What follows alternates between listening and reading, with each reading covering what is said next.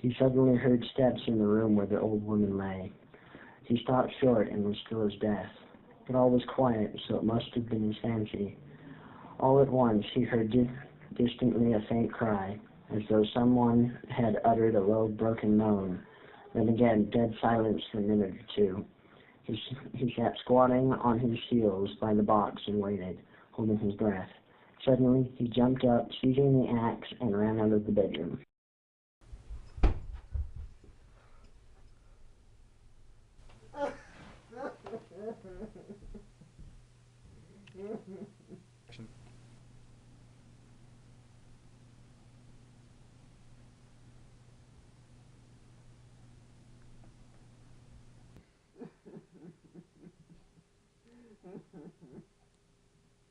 How it happened he did not know, but all at once something seemed to seize him and fling him at her feet.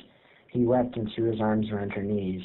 For the first instant she was terribly frightened, and she turned pale. She jumped up and looked at him trembling.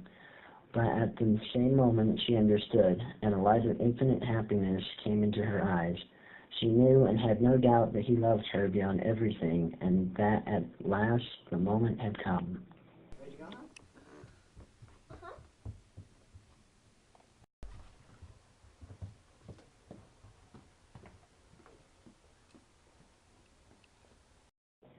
7 years, only 7 years. At the beginning of their happiness, at some moments they were both ready to look on those 7 years as though they were 7 days. He did not know that the new life would not be given him for nothing, that he would have to pay dearly for it, that it would cost him great striving, great suffering. But that is the beginning of a new story, the story of the gradual renewal of a man, the story of his gradual regeneration, of his passing from one world into another, of his initiation into a new unknown life. That might be the subject of a new story, but our present story is ended.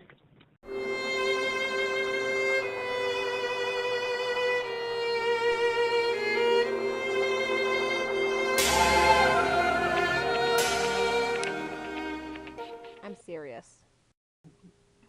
Cry, Tim. Not doing, Cry, Tim.